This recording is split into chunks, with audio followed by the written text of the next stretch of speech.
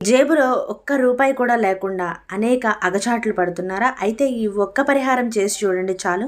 మీకు డబ్బు అనేది వర్షంలాగా కురుస్తుంది. ఆ లక్ష్మీదేవి అనుగ్రహం ఇట్టే కలుగుతుంది. దీనిలో ఒక చిటికెడు పసుపు, చక్కగా చిటికెడు పసుపు ఈ గల్లు ఉప్పు మీద చక్కగా పైన వేయండి. చక్కగా కనిపించే విధంగా వేయండి. అలాగే చిటికెడు కుంకుమ కూడా తీసుకొని చాలా చక్కగా పైన వేయండి. అలాగే గంధం, ఈ గంధం సువాసనకి లక్ష్మీదేవి ఎక్కడున్నా ఆకర్షితురాలై మీ ఇంట్లో కొలువై ఉంటుంది. కాబట్టి గంధాన్ని ఇలాగా చక్కగా పైన వేయండి. లక్ష్మీదేవికి ఉప్పు అంటే ఎంత ఇష్టమో అలాగే మంచి సువాసన అంటే కూడా అంతే ఇష్టం. కాబట్టి ఈ ఉప్పులో ఈ గంధం అనేది ఏదైతే వేసి ఉంచామో దాని మీద ఈ రూపాయి బిళ్ళని వేసి ఉంచండి. ఇప్పుడు ఈ బౌల్ని తీసుకెళ్ళి చక్కగా మీరు పూజా గదిలో పెట్టుకోండి.